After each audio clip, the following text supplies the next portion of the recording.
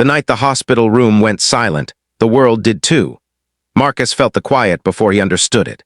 The steady rhythm of machines that had filled the room for days flattened into one long, merciless tone, and in that instant, everything he knew about his life shattered. Sarah's hand was still in his, still warm, still wearing the thin gold wedding band he had slipped onto her finger in a small chapel outside Columbus, Ohio, 9 years earlier. He kept waiting for her chest to rise again, for a nurse to rush in and say it was a mistake. But no one came fast enough to fix what had already been taken. In the corner of the room, their 4-year-old daughter Ava sat on a plastic chair, swinging her small legs, too young to understand why her father's shoulders were shaking.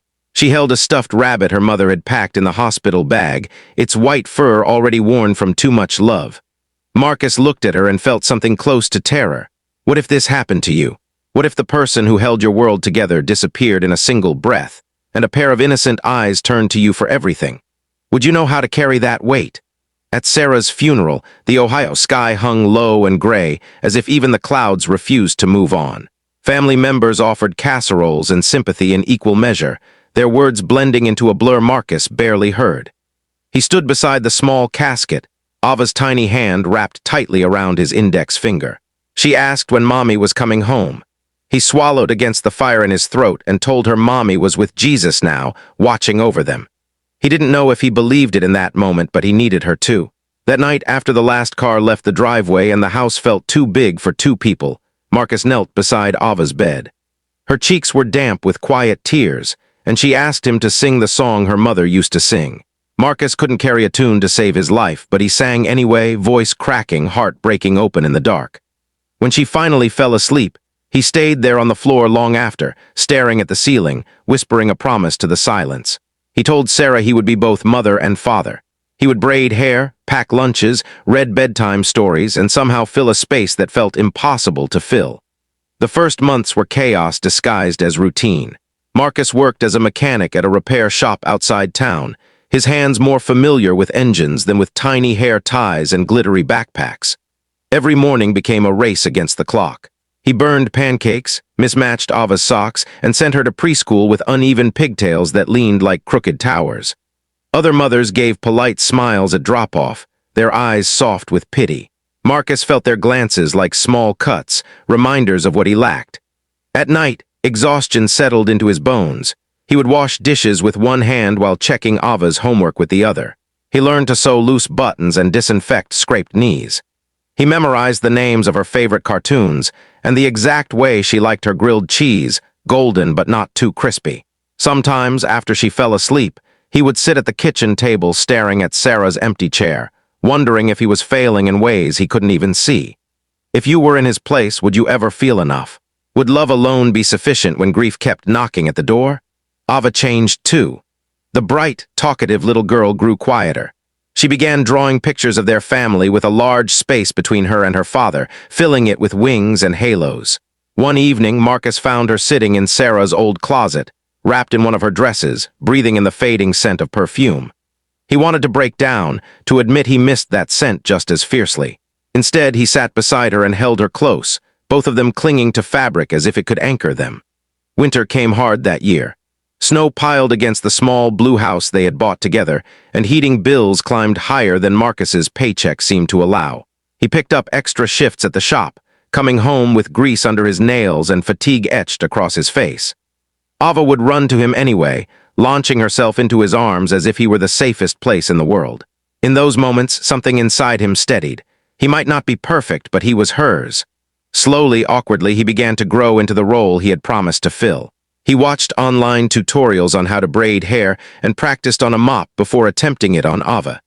He attended every preschool recital, clapping louder than anyone in the room.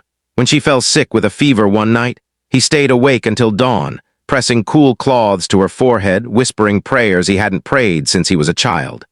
Faith returned not as certainty, but as a fragile thread of hope that he clung to for her sake. There were setbacks.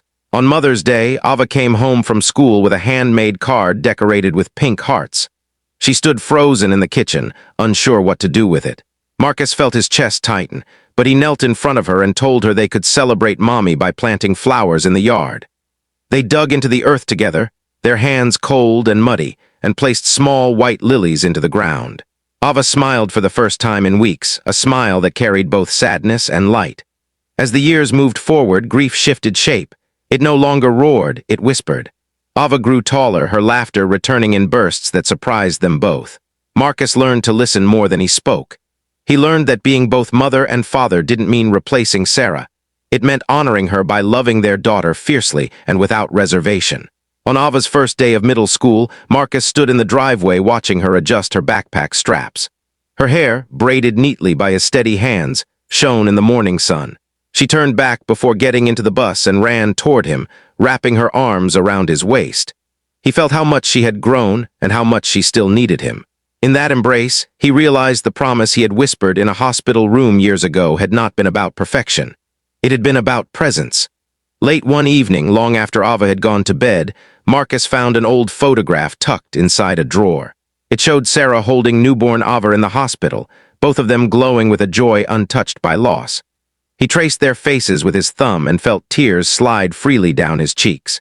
But this time the tears carried gratitude alongside sorrow. He had survived the unthinkable. More than that, he had helped his daughter survive it too. What would you have done if your world had collapsed overnight? Would you have run from the pain or leaned into it, trembling but determined? Marcus had no grand answers, only small daily choices. He chose to wake up each morning. He chose to try again when he failed. He chose to love a little girl who reminded him of everything he had lost and everything he still had.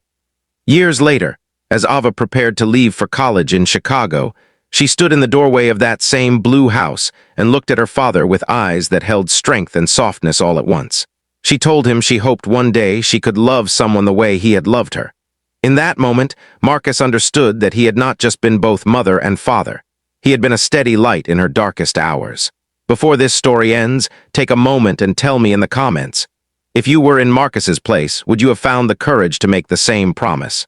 And if this story truly touched your heart, if it reminded you of the quiet heroes who carry impossible burdens for the ones they love, please consider liking, sharing, commenting, and subscribing so more people can be reminded that even in the deepest loss, love can still rise and teach us how to live again.